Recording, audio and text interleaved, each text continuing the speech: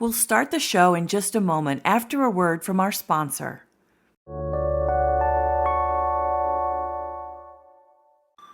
Support for this show is brought to you by our friends at Bloomerang. Bloomerang offers donor management and online fundraising software that helps small to medium nonprofits, just like First Tee of Greater Akron, a nonprofit that empowers kids and teens through the game of golf. After just 1 year with Bloomerang, First Tee of Greater Akron doubled their unique donors, improved donor stewardship, and raised more funds. Keep listening to hear how they did it, or visit bloomerang.com/intentional to learn more. Again, that's bloomerang.com/intentional.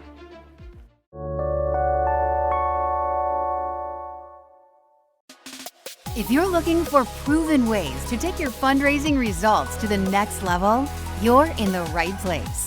Welcome to the Intentional Fundraiser Podcast, hosted by Tammy Zonker. Tammy has trained and led thousands of nonprofit organizations to collectively raise more than $500 million, and is also recognized as one of America's top 20 fundraising experts.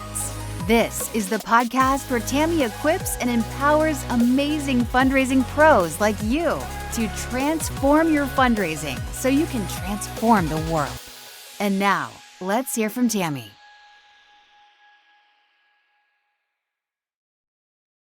Today, I'm excited to be talking with Lynne Boardman. She has spent more than 30 years creating successful individual giving programs for charities both in Canada and in the UK. Her work has spanned healthcare, international development, human rights, education, and environmental causes. She's currently the managing director and head of client services at Harvey McKinnon Associates, where she's been for nearly 20 years, working with and writing appeals for clients like Amnesty, Oxfam, Inspire, Covenant House, and numerous children's health foundations. She speaks, she strategizes, and writes about legacy fundraising whenever and wherever there's someone who will listen. And those are her words. That's how we first met. In fact, we were both speaking at a conference. Maybe it was AFP Icon. I think it was Icon, possibly Toronto. It was, we've both Yes. done those. We've both Yeah. done those for sure. And so Harvey introduced us. Yes. Yeah. And Sam And I LaPrade, I was- think, was there at the same time. So always Yes. a wonderful meeting of minds. Always. And so heart lifting. Yes. Yeah. So obviously I'm a big fan and was impressed with Lynne from the very start and continue to be impressed and inspired by her again to this day, many, many years now. And the feeling is incredibly mutual, I'm sure. Thanks, Lynne. She's an amazing mom, a good friend, and newsflash, she's co-hosting a brand new podcast called Raise and Shine. Lynne, welcome to the show. Thank you so much. I'm thrilled to be here. We're thrilled to have you. First, let's just talk about your new podcast. What's the inspiration Yes. and what do you want to accomplish with it? Sure. Brand new podcast. Thank you very much for giving me a second to talk about it. It's called Raise and Shine, and a couple of unique things. The unique thing is my co-presenter, Louise Campbell, who's the Lionsgate Hospital Foundation here in Vancouver, Canada, is actually a childhood friend. I think I met first when we were 5, and it was either kindergarten or it was brownies. And we have had many a fine adventure together, including as adults, moving to the UK and diving into the fundraising world there, where both of us learned a lot of what we know. And now we wanted to launch a podcast very specifically to amplify and invite the voices of donors. So I think the things that's possibly a little bit unique with this one, amongst many amazing fundraising podcasts, is that each episode features a donor. So we're interviewing a donor. And it's going to be all sorts of different types of donors, major donors, wonderful community donors. And I'm going to be particularly excited to interview some legacy supporters as well. I love that. And that has been a missing voice in the podcast world, I think. I don't know of any other podcast that's doing what you are setting out to Great. do. Yeah. So the first episode was launched just earlier this week, and there's 2 more coming up pretty rapidly, and then we'll be scheduling them after that.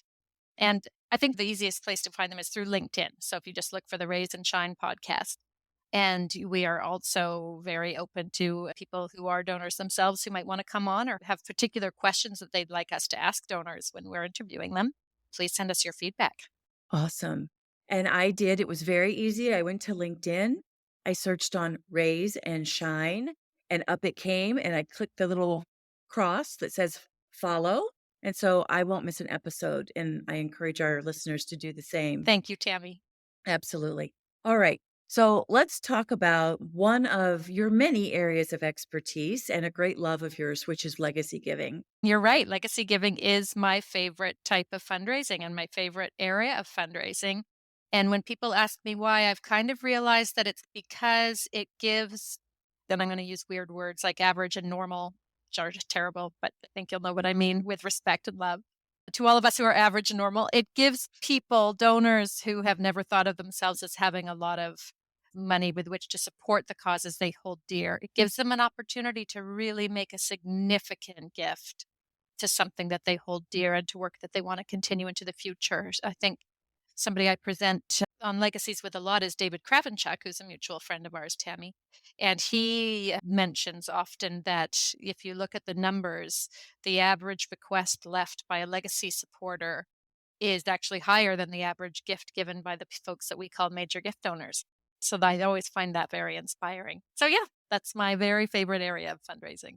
I love that. And, when we talk about engaging the community and honoring gifts at every level, so many times it is about honoring maybe donors who have given more modestly in their lifetime, who, as you just shared and illuminated, can give so significantly at the end of life. So beautiful. Absolutely. And if we do it properly, also deeply meaningful and joy bringing to them, Yeah. right? And families. I just think it's possibly one of the most feel good parts of fundraising. And was it Kay Sprinkle Grace who used to talk about our Mhm. fundraising brokers? I really do think that's an area of fundraising where we really can be dream Mhm. brokers for people. I just want to unpack that just a teensy bit more because I think so often we Yeah. as fundraisers, we think about legacy giving as when someone's dying, and it being a Hmm. difficult conversation. But the way that you just described it is so lovely and so beautiful that in that context, it is one of the most honoring, lovely, meaningful conversations you can possibly have. I think so. This is something that just happened in my personal life. As you were speaking, I thought I have a close friend whose brother died tragically and unexpectedly, very, very quickly. And of course, the family's absolutely devastated. But this is something she just discovered was that in his memory, a significant gift, in part from his estate, the family has decided to give that to one of his passions, which was the Vancouver Symphony Orchestra, I believe.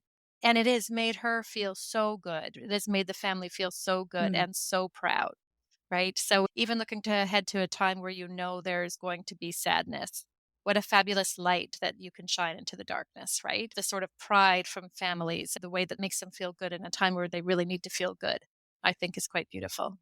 yeah. It truly is. Lynn, it seems like starting and scaling a legacy giving program is really hard to do for so many organizations, especially smaller ones, maybe mid-size organizations. We all know it's important, but the problem is it's rarely urgent. Yeah. So, Yeah. It's yeah, in that quadrant, right? When we have our quadrant, it's in that exactly. quadrant of important but not urgent. Yes. It gets kind of pushed aside because of the pressing grant deadline or an event deadline or some fill in the blank priority. Tell us how to get legacy giving started with all the competing priorities, or if people have gotten it started, how might our listeners begin to scale it in a meaningful way? Fabulous. Well, I think there's two real things there that we can, if you don't mind me focusing on both of them, but at Yes. separate times. Yes. One is the urgency. And I would say, how do you as a fundraiser make the people who are holding the purse strings, whether that's the board or the senior management team, how do you make them see the urgency around legacy fundraising? But we could call it planned giving, but I'm specifically talking here legacy fundraising, but gifts and wills, bequests. And there are some very interesting numbers that could help with your discussions with the holders of the purse strings, which are that we are right now in the midst of a wealth transfer, an intergenerational wealth transfer that in Canada is around the sum of $1 trillion. and in the United States is around the sum of $30 trillion. So that is a transfer of wealth from one generation to the other. And we are in the very beginnings of that already. So there's a lot of crucial funding that could be left on the table if we are not asking our supporters to consider leaving causes they hold dear, a little bit of that.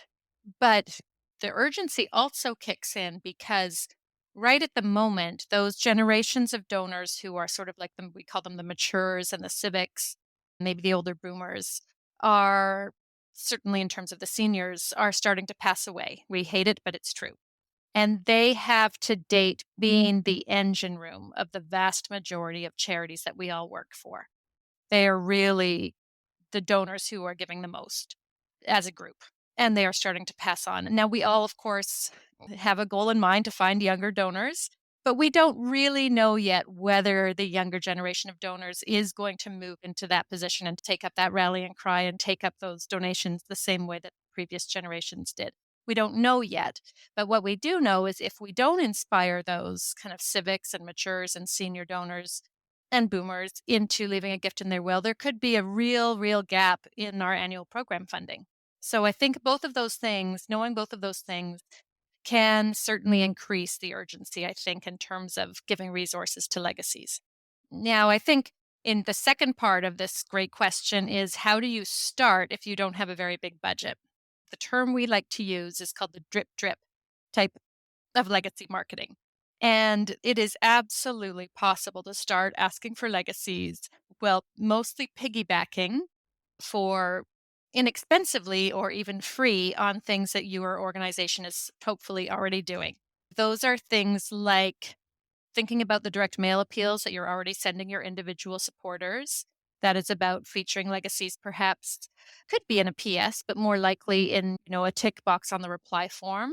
That is about testing out, including what we call a buck slip or a Clement slip, small, cheap little piece of paper, little addition, lift element in the direct mail pack. One fabulous place that we can talk about legacies is in donor newsletters, which of course we hope all charities are doing, whether they're called newsletters or whether they're called impact reports. In every single newsletter for most of our clients that I write for at Harvey McKinnon Associates, we will always feature a legacy supporter, so a profile of a legacy supporter. Sometimes we'll feature an interview with a family member of somebody who has left us and has left a bequest and how proud they are of their mom or their dad or whoever that was. And certainly in thank you letters, another wonderful place to speak about legacies. We're also, of course, featuring them more and more in email campaigns, on websites, and increasingly dabbling in social media requests as well. So all of these places can carry a legacy message, and most of them are already happening, or hopefully are happening. The reason, going back to why we call it the drip type of legacy messaging for a second, we know that there are certain times that people will make or update their will. And those are to do with life events like getting married, having children, having grandchildren, even buying a house, even going on a large trip, and on the death of a spouse. Those are the kind of key moments that people will update their wills. We, of course, can never know when that's going to happen in the lives of our supporters. So having the legacy message in people's minds, in front of people on what we call a drip basis or a recurring basis, just repeating that message gently over the course of the year, over the course of many of the different communications, does keep the legacy message in mind. So when those moments happen in someone's life, or they're just very organized and proactive, and they go to update their wills, which a lot of people were doing during the pandemic. That's why we saw such a spike in legacy interest. You keep in mind, basically, they'll keep you in mind. So when hopefully their advisor or lawyer says, is there a charity that you'd like to include? Is there somewhere special, something that you hold dear?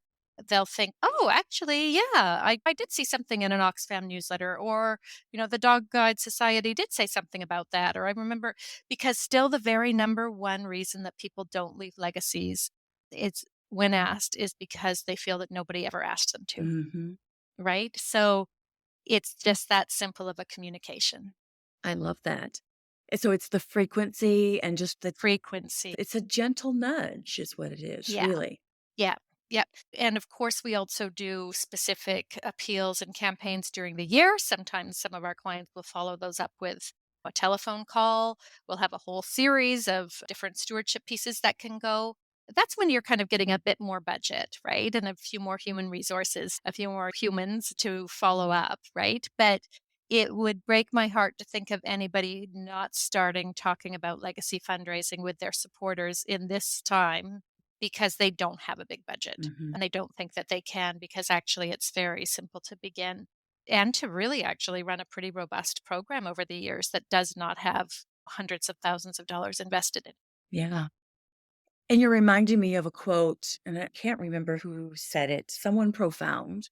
And it was something to the effect of, when is the best time to plant a tree? 20 years ago. Yes, When's the right. next Yes. best time to plant a tree? Today. Like This very this very second. Yeah. second right now. Yeah. Yes, I love that And quote. I think about that as legacy giving. Like there may not be an immediate return on investment. In Exactly. fact, we Exactly. hope there isn't in so many ways because these are Yeah. people who care about us Yes. and we care Yes. about them. Yes.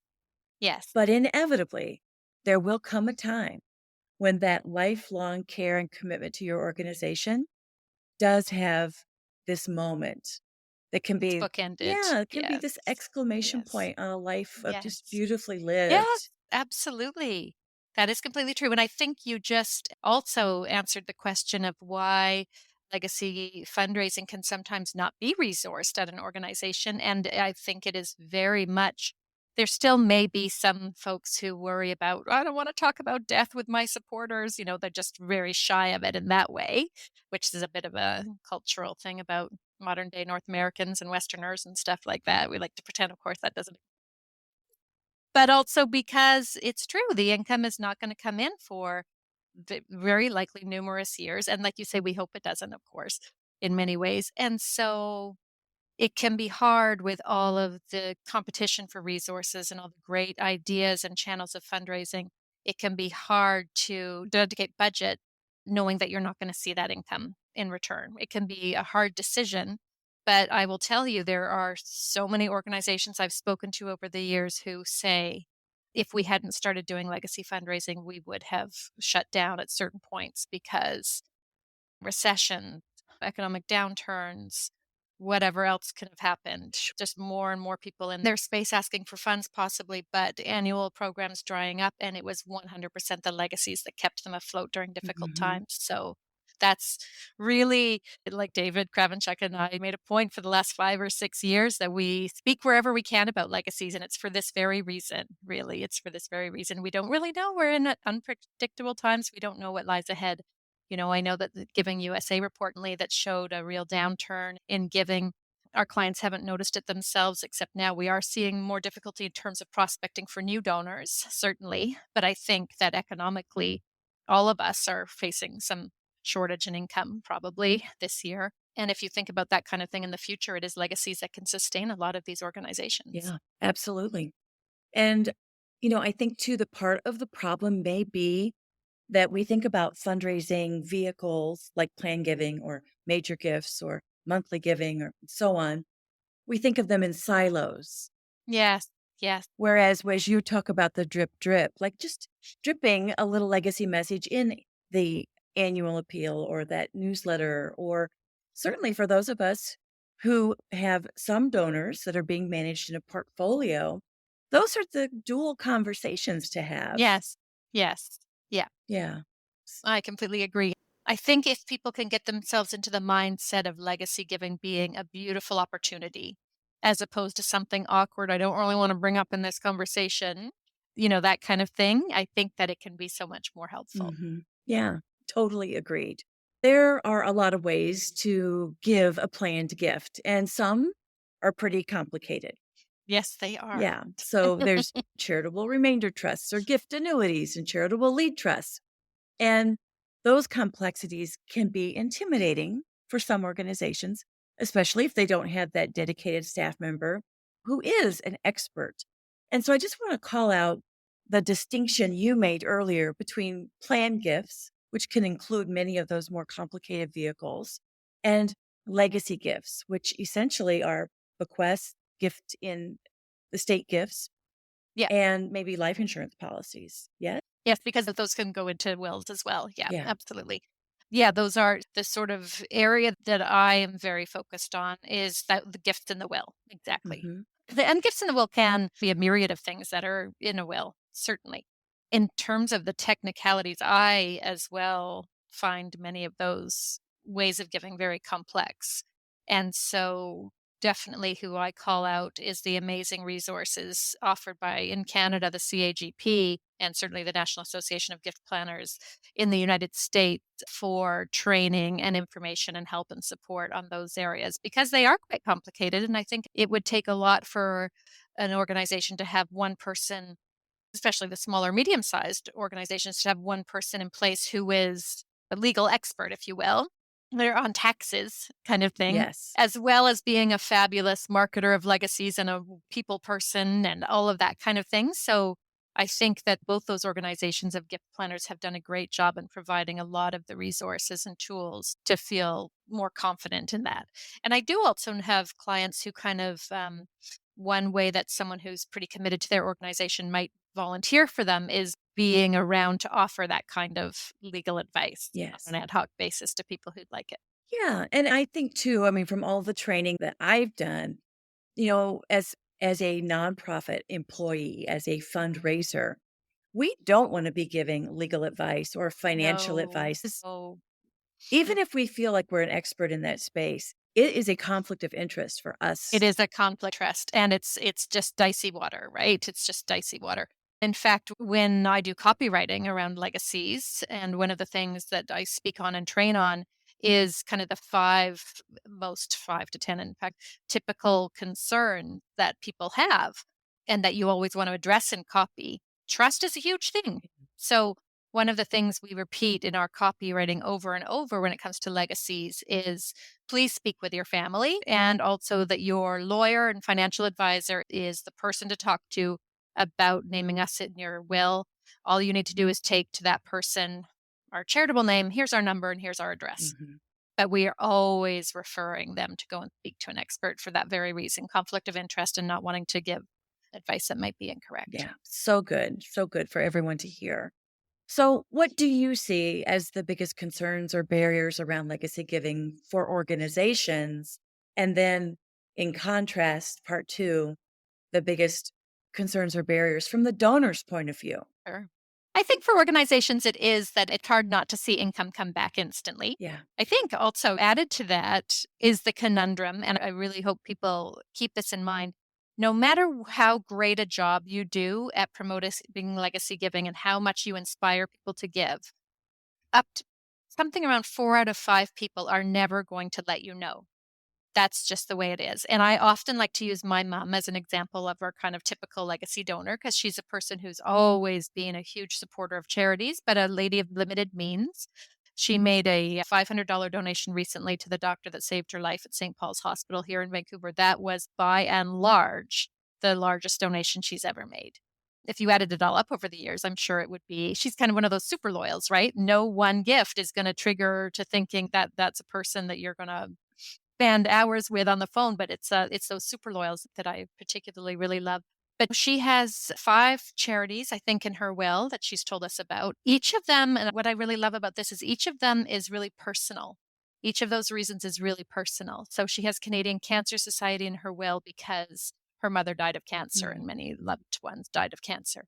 She has this wonderful group home in the UK in her will because they took care of her sister who had suffered from brain damage for all of her adult life after her own family couldn't take care of her anymore. So they're in her will. The church is in her will. Covenant House is in her will because here in Vancouver, increasingly hard place to live. There's so many street kids, and we do not want them on the street. Covenant House takes them in and provides them with so much amazing shelter and training and love. And Christian Children's Fund. She sponsored children all these years. So each of those has a deeply personal connection to her. So she is a pretty prolific legacy donor.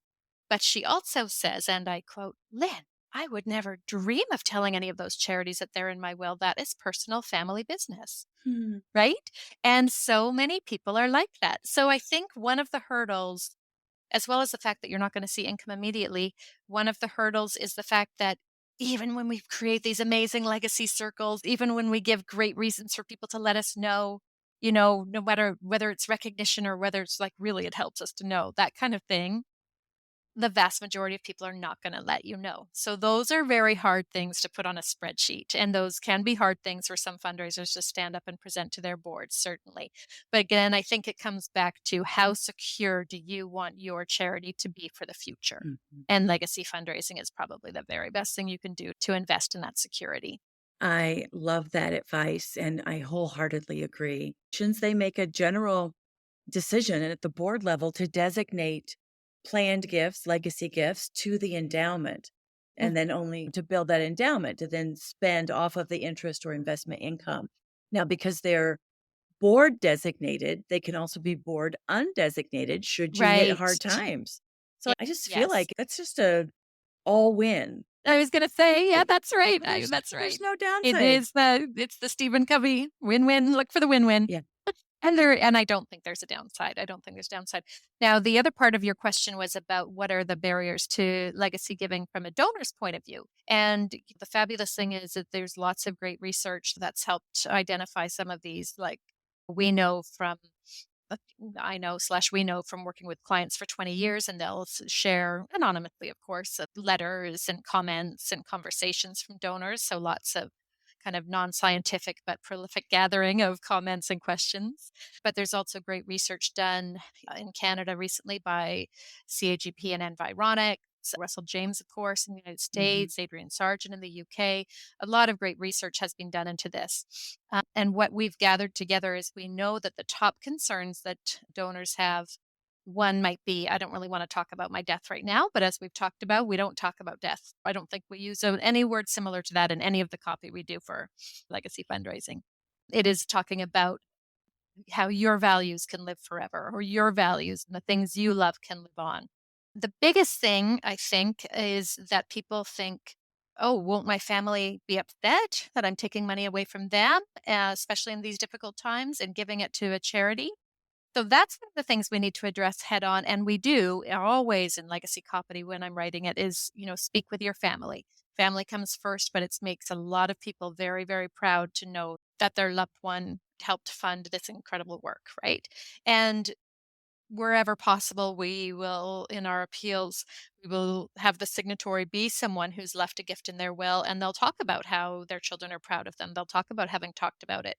So again, I think it's a trust issue. We never want to be trying to be in a position where it even feels like we're trying to take something away from family members, right?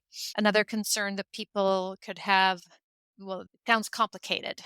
That's again, we talk about go see your lawyer, go see your advisor. It's actually really simple. Here's the registered number and the name and the address. That's all you need. Mhm. Always saying that. Of course, with any kind of fundraising, we have to tackle the fourth concern, which is, aren't you just going to fritter away my gift? So that's the stuff that we always do, Tammy, of course, which is showing impact and showing financial oversight. And then the other reason that I think is so interesting is people say, I thought leaving a gift to a charity in my will was just something that wealthy people do. Yeah. So we're kind of victims of our own fundraising and messaging in the past, right? Because we have been pretty focused on big givers in fundraising traditionally in North America. It's probably only the last sort of 15 years or so that we're starting to realize these gifts come from, the teacher who'd been giving $20 a month for the last few years and monthly donors to find legacy supporters. And so we tackled all of those concerns. We make sure, when I'm writing copy, I literally have them above my desk. And when our account managers are briefing copy to other copywriters, when they're editing that copy, they have those 5 concerns above their desk. Make sure that you hit each one. So, yeah, so those are the biggest concerns. And then it all comes back again, though, to nobody's ever asked me to. Yes. Right. It's so good, though, to understand the concerns from the donors' perspectives. Yes. And Yeah. what's such lovely ways that and words you've given us to help navigate that and ensure the integrity of Yes. being the shepherd along that path. We'll be right back after a word from our sponsor.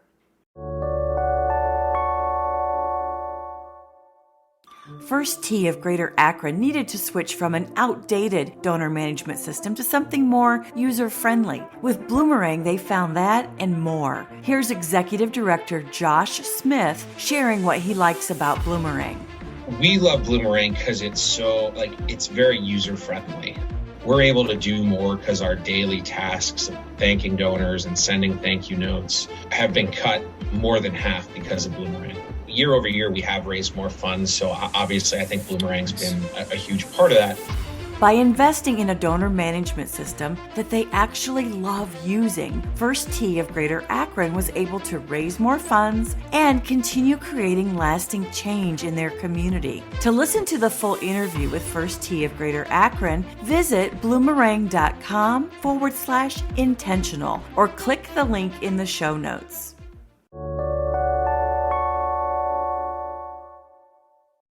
I think it's lovely. And I think that's a great word to use in all fundraising, particularly this type of integrity. Never be doing something that you wouldn't want to be doing in front of an audience of 500 people, right? yes, Or speaking to this person who, and if you didn't feel comfortable that their son and daughter were standing in the room too, right? absolutely. Or Yeah. that this was your mother or your father or someone you Yes. love. Yeah, Yeah. absolutely.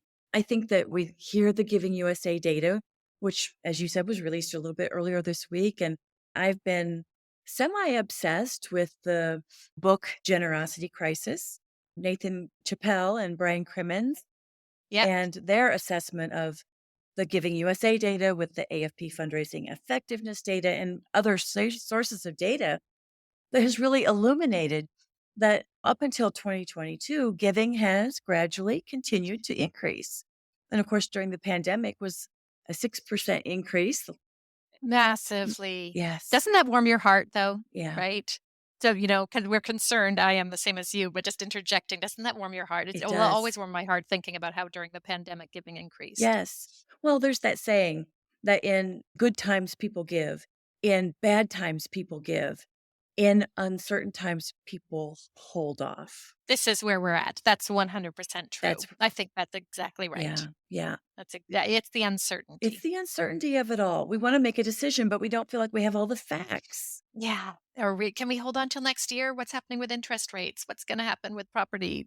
All of that, Yes, right? yes. Yeah. And the generosity crisis information kind of reveals that we're really losing donors. So, US household giving is decreasing significantly. It's true here in the US, and even the CanadaHelps.org data shows that something smaller scale, but a similar Yes. trend Yes. is happening in Yes. Canada. And that is that the donors that we're losing are donors that are giving $500 and below. Those are the donors, those are the people, kind of the everyday people who are holding back and saying, what's going on? What's going on? I need to pause and see how this all plays out. Like, how does this Exactly. play out? Exactly. And so I said it first publicly at the Western Canada Fundraising Conference where we were just a few weeks ago. I said that monthly recurring giving can save philanthropy. Absolutely. And I say Absolutely. it for the reason that, again, that's the pipeline to our leadership giving, to our eventual major gifts for some people. But as you said, those monthly givers have the highest potential and probability of making legacy gifts. Absolutely. 100%. Those two things together, your legacy giving and your monthly giving, because the monthly giving doesn't feel like it's the groceries or your $10 a month gift to such and such, or even $20 Yes, gift to such and such, right? You don't have to make that decision. it doesn't feel sacrificial. It doesn't, as opposed to like, oh, each year I try to give $1,500 to XYZ. That's just not going to happen this year because Right. it's too hard, It's too right? But hard. I'm not going to go cancel my monthly donations because I feel okay about the $25. Yeah. Yep, Yeah. And so to absolutely. bookend monthly giving and legacy giving, I think is one of the brightest, most brilliant things we can do for our organizations, but truly for our communities and the work that we I think do. you're right, Tammy. And you know what? You just made me think again how we kind of shifting our ideas about donor recruitment, right? Because back in the good old days, Tammy, that you and I remember, we were new donors, we were getting them at a profit. Then things changed a little bit. So we started to accept that they maybe would just break even and they had to go on to continue giving to be worth the investment. And then we had to start accepting that there was maybe a cost of recruitment, right? So we've done all of those things. And thankfully, we have the data and the ability to see, like, yes, it costs $25 to recruit this donor, but over the course, most of your donors stick around. And I'm thinking about Sam LaPrade and her fabulous Griffin Fundraising Yeah. that does magic wizardry with these numbers for us. This donor is going to go on to give $600 over the course of their time. So it's absolutely worthwhile. And now I think the shift is even more so understanding all of that, using those tools like the Griffin, but also realizing that we are recruiting donors through all sorts of different ways, but with the goal that they become monthly and with the goal that they become legacies. So maybe we're not even just thinking anymore of them, that we're recruiting these donors for just quotation marks. It's Right. incredibly important to the annual program, Right. right? But it is 100% the pipeline to mid-level giving and to monthly giving and to legacies. And I 100% agree with you. The bookends of security for charities is monthly giving and is legacies. So, Lynn, as we start to wrap up here, tell us a story about one of your proudest legacy gift campaign successes. Oh, And I suspect okay. this will be hard to choose. It is hard to choose. And you know what's interesting is that the successes that come to mind are very much not based on one particular campaign, because I guess, again, the drip drip type situation. I was very proud. We started working with an Indigenous education organization called Inspire here in Canada about 7 years ago or so. They started out with, I think, 19 donors they had on their database when we started out with them. And it's been absolutely amazing growth for an amazing organization. What I thought one thing that was quite beautiful was that within the first 12 to 15 months of starting the program, they actually had their first legacy. And that is how interested and passionate people felt about their cause, but also the fact that the very smart fundraisers, thinking of my friend Paul Klein, who was starting it at the time, was talking legacy fundraising right from the outset, right? Some of these stories underpin some of the points that we were making before. Invest in something that you can't immediately see the returns to. When I was in university, worked for a little wildlife organization here in Canada. And all we sent out was 3 donor newsletters a year and a Christmas appeal. But in each of those newsletters, even like this is the holy dawn of time, as you know, can tell, they were talking about legacies. So when I moved to the UK after university, I lost track of these guys for a good 15 or 20 years. But when I bumped into a recent executive director one time, she told me that that organization had lost its charitable status just to do because part of their wildlife work was considered to be a threat to trappers and hunters. So the Canadian government pulled it. So they would have gone into a crisis because it's hard to recruit new donors without charitable status, except their legacies that they had secured, we had secured all those years ago, carried them through. That's amazing. And even more recently, like I said, we put a profile of a legacy donor in every single newsletter for our clients.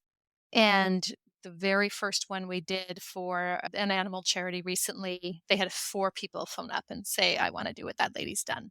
Amazing. Yeah. I Like, love those all right. So stories. our listeners are going, I'll have what she's having, right? I want That's that. And they can have it. right. Yes. It's the drip, Yes. drip, the consistency. Exactly. Yeah. And when you're talking to a legacy supporter, maybe just ask if they would mind if you told their story, because in legacy fundraising, I think more than any other kind, it's really helpful if the person talking about it has also left a gift in their will themselves. People need to see themselves in to sort of bust some of those myths like this is only for the wealthy, Yeah. right? They're like, this person's my neighbor, that Yeah. kind of thing. Yeah. And I remember when I was working as a fundraising practitioner, we wanted to dispel the myths of who is the legacy donor and Right. that it's not just little old, lovely white haired couples. And so we did 4 videos. One was a single female entrepreneur who had left a life Yeah. insurance policy naming my organization. We had a young couple with no kids. We had 2 generations, a father and his daughter, and how, like, generationally they had both included this Yes. organization. And Yes. then we had the traditional, Yeah. adorable, amazing, very devoted older couple, Yeah. just talking about how much they love the organization, why it was important to them to include them in their legacy plans, and again, just to tell their story. That's great. What a great idea. That's such a good idea, Well, because then all sorts of different people can see themselves in those shoes. yeah, indeed, indeed. It all comes down to just building those relationships and showing humanity. I Yeah. think so. And not being scared of this area of fundraising, Yes. right? Yeah. Yeah. And having the courage to invest in something that's going to sustain you in the future, but you might not see, hopefully, in a way, by the end of this year. Yes. Yeah. And so, we have a lot of conversations about measuring beyond just revenue. And Absolutely. while to your earlier point, you may not know when someone includes you in their estate plans or their legacy plans, but certainly one of the measures could be signed letters of intent, Yeah. right? Yeah. Absolutely. Even knowing that it won't show the full breadth of who's supporting you, but at Yeah. least it's Yeah. something to show. It is absolutely something to show. And I think once legacy income starts to kick in, some of them can be so much more significant than you think. It's the confidence that comes with realizing one bequest, right? And realizing, oh, that was a monthly supporter, or that was another great group of legacy donors comes from long-term volunteers, and especially if they volunteer plus donate, right? So as soon as income starts to kick in, I think people become more comfortable investing in this area. But certainly, please don't hold off on starting to talk to donors about this until you have a big budget. Yes, yes, because that could be forever. Yeah, could be forever. It's like it's this sometimes there's a chicken and the egg, and I Yes. think it's really clear. If you don't plant these seeds, you won't have the harvest. Yeah. The Yeah. harvest doesn't magically appear. I mean, occasionally you get lucky. Maybe a bird flies over and drops a little nugget of corn and you get a Yeah, stalk. that's right. That's Can you right. But for the most part, you have to do the planning, farmer. Exactly. Yeah. Exactly. Oh, so fun, Lynn. Thank you for being here.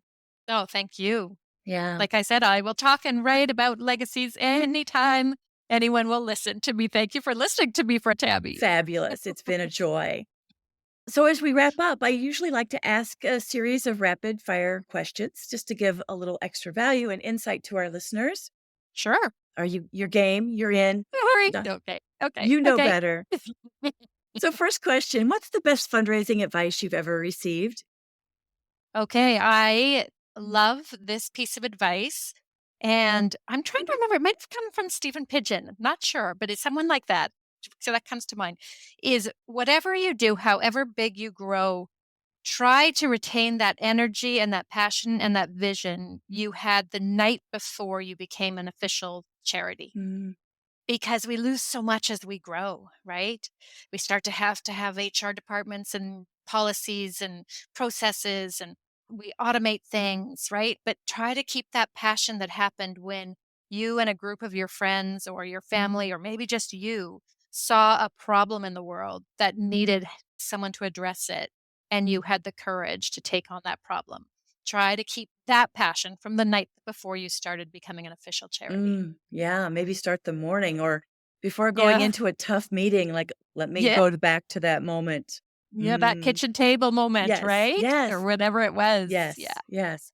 Lynn, what book do you recommend to our audience and why? Well, I'd be a little crazy if I didn't say there was a fabulous new book released just last year by my guy, Harvey McKinnon, my boss, lovely Harvey McKinnon, who's written many, but The Healthy Nonprofit. And I think that is a very fun book because it's not talking about the technicalities of fundraising, but it's quotes and inspiration on leadership and on success in these crazy times. So that is a really good one. And in terms of non fundraising, though, this is one thing I always like to tell people about. We all know Stephen Covey, right? And his 10 habits of highly effective people. But a lot of people don't know that his son wrote the 7 habits of happy kids. So he kind of took those ideas around the 7 habits of successful people and turned it to a book for kids, kind of like with characters and simple stories. And it has been a staple of our household. Same lessons, right? Put first things first. And you made me think of it when you were talking about win-wins, right? Those particular Sure. habits, but for kids. So I it's love great. that. Of Yeah. course, I've read that book years and years ago, but when this kid version came out, my babies weren't babies anymore. They had flown. Yeah. But now I have grandchildren. Oh, yeah. It's a great All book. right. All right. And you know how stories teach us things, right? Especially when we're young. Oh, yeah. Well, I think my Parables brain and is still dependent on stories and parables really to retain anything, Tammy. I think that's So what most of us remember too are if those you stories. if you wanted to ask me, please don't. If you wanted to ask me to list the 7 habits, I would probably start to think of the kids' book, right? Because it's got the Yeah. stories. So good. Yeah. Lynn, what do you think are the 3 most important traits a successful fundraiser must possess?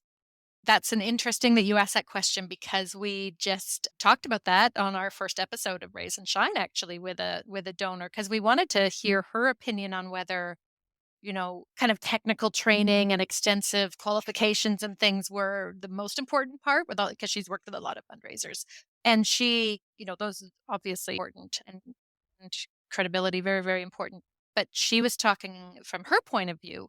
And that was definitely someone who listens more than they talk in a way, right? So the whole adage of we have two ears and one mouth kind of, but that was because to understand the donor, right? And especially donors that you're working with one-on-one, same as we talked about with legacies a bit, what is important to them? Like, why are they having this conversation with you? What part of them or what part of their story have they come to you to help be a dream broker for? What are their concerns? Yeah, and just things like, is this a family affair? Is this family giving, or is this one particular person, and why? So really understanding the donors, taking the time to understand the donors, certainly being a people person, being comfortable speaking with people. I've noticed over time that, particularly in the world of major donor fundraisers, many charities will recruit fantastic desk researchers and fantastic writers who write brilliant cases for support. And those are important people to have.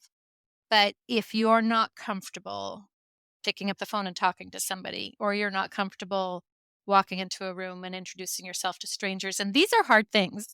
Yeah. These are things, right? If you're not comfortable with people, then I don't think fundraising is necessarily going to work for you as much in terms of being a people to people fundraiser. And I would even go so far as to say, if you're comfortable talking about money, because when I first started working at Harvey Mason and Associates, one of the very first meetings we had, I thought it was brilliant. Harvey used to run this session where it was like, we can't be asking for money if we haven't already kind of figured out our own baggage around money. Because as you know, money Oh, is a yeah, Pandora's it box, right? is. Or it is the lever that can open a Pandora's box. So there's all sorts of things that discussions around money trigger for people. So I think having done the work around yourself and your own attitudes towards money is super important. And then I would say the other thought that comes to mind is a little bit being kind of having that skill that good journalists have, where they can kind of see the story, or they can kind of pluck, oh, that's the thing. So I'm just thinking about all the people that I've interviewed over the years, or all the sort of doctors you've interviewed talking about this latest piece of medical equipment, right? All these people you're speaking to, whether it's the donors or whether it's on the mission side, and the ability to go, oh, that's it. Oh, that's it. Now that's why someone is going to give me $1,000 towards this ultrasound, because of that moment when you're in the hospital with your child and blah, blah, blah, blah, blah happens, right? Yes. It's kind of that ability to get, and you get the tingles down your back, right? Yes. So it's kind of the ability to sense those moments, I think, are really, really Yeah. key. And 1 and 2 or 1 and 3 definitely go together because Absolutely. unless you're Yes. listening, that moment will just fly by you. Yeah. Yeah. Yeah, so Exactly. good. Your favorite fundraising application or tool? Oh my goodness. The pen, the mighty pen, Tammy. I'm going to go to the mighty pen. And then I guess the second one, completely different than the mighty pen, because I am a direct marketing dork, would be the database. Yeah, agreed. Those are Yeah. 2 big ones. Yeah. What's your favorite fundraising conference? And boy, oh boy, is that gonna get you in trouble. Oh, that's a scary one. I have to go for the Western Canada Fundraising Conference. You and I have been together there before and recently, and both had big smiles on our faces as we left. And I think you said it best, that it's got this family atmosphere, and everybody comes to it ready to learn and to share as much as learn. Open hearts, open minds, and just a fabulous, fabulous energy to that. Yeah, it is very, very special. And we certainly welcome our American cousins to come to that as well. I'm Yes, sure that is fine with the organizers. I can Yeah. attest. They let me across the border and welcome me very warmly. So we'll include a link to the 2024 Western Canada Fundraising Conference in the show notes. Oh, awesome. It just completed a few weeks ago. As Lynn and I shared, we were both there speaking. And so the dates are late May. It's going to be in Winnipeg. And the early, like the extra early bird rate is still going on. So We'll drop the link in the show notes just in case you want to check it out. All right. Final question, Lynne.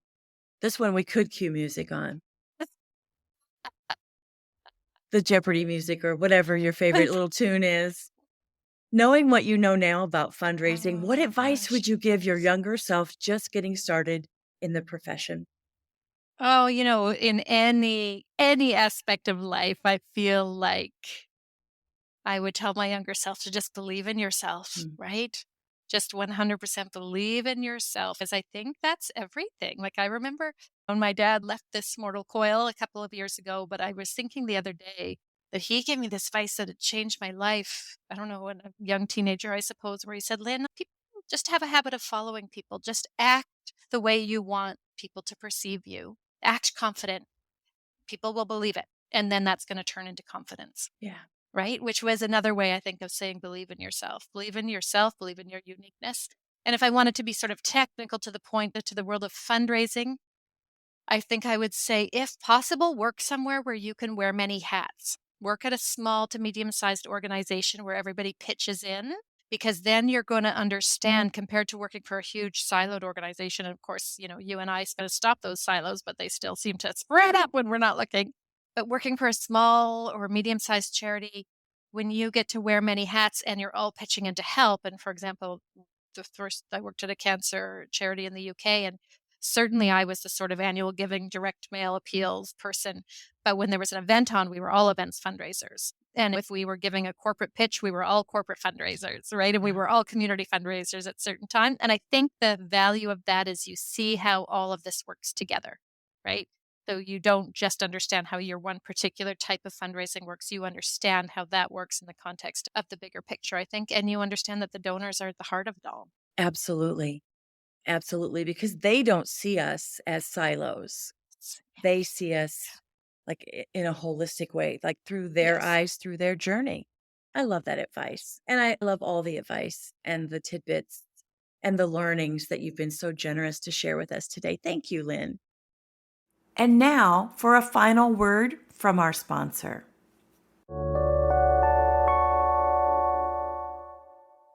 Thank you to our friends at Bloomerang for supporting this episode. If you'd like to learn more about how Bloomerang can help your nonprofit acquire, retain, and engage donors, or learn how First Tee of Greater Akron doubled their unique donors, improved donor stewardship, and raised more funds in the first year with Bloomerang, head over to bloomerang.com/intentional or click the link in the show notes.